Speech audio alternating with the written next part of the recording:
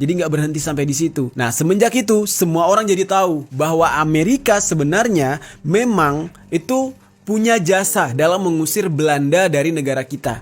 Tapi itu semua bukan semerta-mata agar negara kita itu selamat dari Belanda, tapi lebih kepada Belanda ini berkhianat, yaitu mengingkari kesepakatan antara mereka dengan Amerika, sehingga Amerika memilih untuk menghandle sendiri kontrol atas negara Republik Indonesia. Dan semua itu terbukti, yaitu ketika mereka mensupport para pemberontak dari PRRI dan Permesta dengan mengirimkan CIA, yaitu Ellen Pope tadi, berikut dengan pesawat tempurnya. Jadi tujuannya adalah untuk mengacaukan negara kita.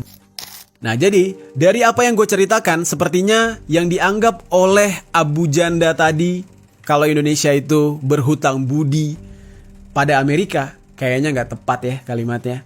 Karena kalau dari yang gue temukan informasinya ya seperti itu, geng. Dan itu artinya seperti yang udah gue katakan sebelumnya, Amerika itu terkesan membantu Indonesia untuk mengusir Belanda, tapi niatnya bukan untuk membantu. Karena seandainya Belanda tidak melanggar perjanjian, ya Amerika bakal tetap mendukung Belanda untuk menjajah Indonesia. Terlebih lagi dengan terbuktinya keterlibatan Amerika di dalam kelompok separatis tadi. Nah, jadi sejauh ini kalian udah paham ya, geng? Pernyataan dari Abu Janda bisa dikatakan ada benarnya tapi lebih banyak salahnya, geng. Karena walaupun Amerika terlibat di dalam pengusiran Belanda dari tanah Republik Indonesia ini, tapi kita harus lihat niat mereka yang sebenarnya tidak sebaik yang dikira.